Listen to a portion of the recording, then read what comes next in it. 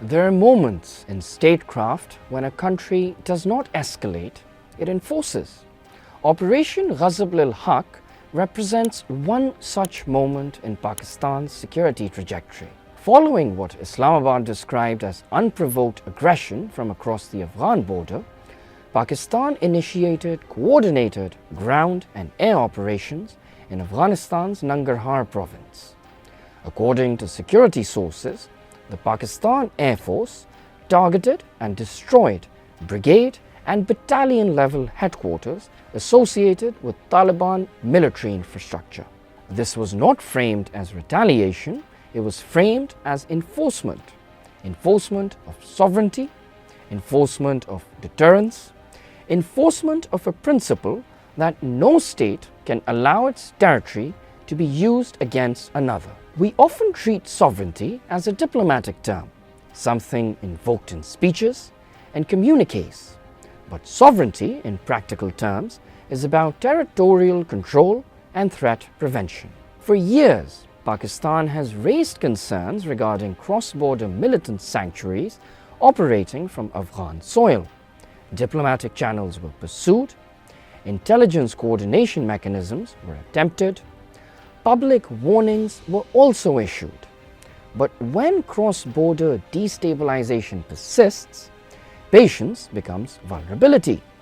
Operation Ghazab Lil Haq signals that strategic patience has limits. One of the defining elements of this operation is its framing around precision. Security sources emphasize that only Afghan military objectives, such as command and control centers, brigade and battalion infrastructure, were targeted. Why is this important?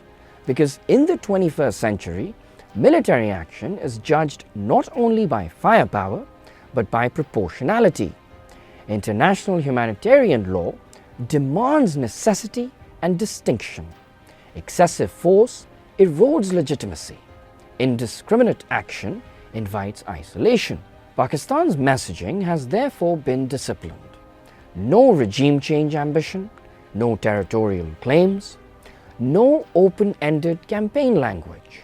The objective was limited and defined: neutralize specific threats.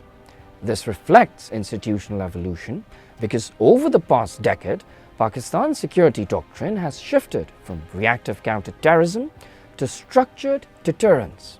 Therefore, Operation Ghazab Lil Haq is not improv, it is policy continuity. At the heart of this crisis lies a broken assurance. Under the Doha Agreement, a central pledge was that Afghan territory would not be used to threaten other states.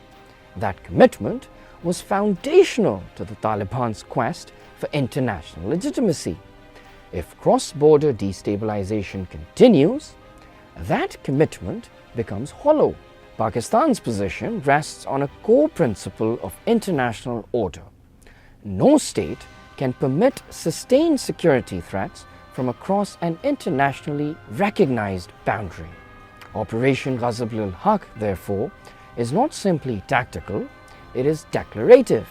It declares that red lines, once crossed repeatedly, will be enforced. But modern conflict does not unfold only on terrain. It unfolds in timelines, in hashtags, and in digital ecosystems. As operations began, narratives quickly emerged alleging indiscriminate targeting and civilian harm. Pakistani officials have pointed to coordinated Indian-Afghan propaganda efforts seeking to portray the operation as escalatory. Now, whether analysts debate the scale of that coordination or not, the reality is undeniable. Hybrid warfare blends missiles with misinformation. Pakistan's response has emphasized transparency, whether it be operational briefings, defined targets, and narrative discipline. This is not merely reputational defense, it is strategic clarity. Because in the information age, perception shapes pressure, and pressure shapes diplomacy. Even if the extent of Indian penetration into Kabul's system is debated internationally, perception itself shapes policy. Operation Ghazab Lil Haq, in that sense, carries signaling value beyond immediate targets. It communicates that destabilization via proxies or permissive environments will incur costs. Internally, something equally significant occurred. Across party lines, political leadership expressed support for territorial defense and sovereignty enforcement. Civil-military coordination appeared synchronized. This matters. Deterrence is not just military capability, it is credibility. Fragmented political environment weakens external posture. A unified one, however, strengthens it. For domestic audiences, the operation represents a red line drawn.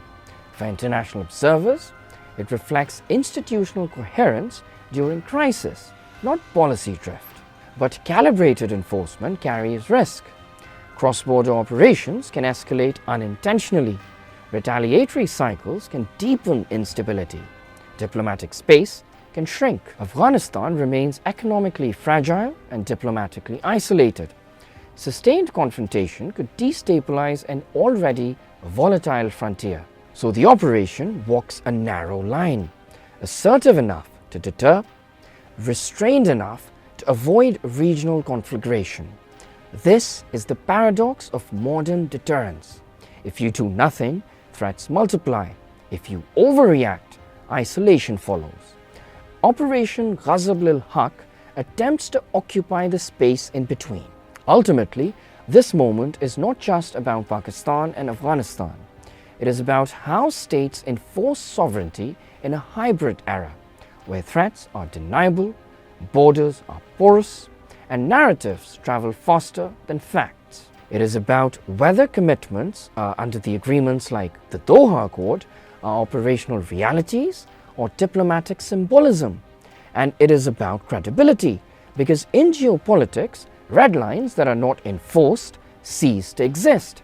Operation Ghazab Lil Haq signals that for Pakistan, sovereignty is not rhetorical, it is very much enforceable. And when enforcement becomes doctrine, the region adjusts. That is all for today. Stay tuned for more. I'm Dayan Rahmani and this is Policy One.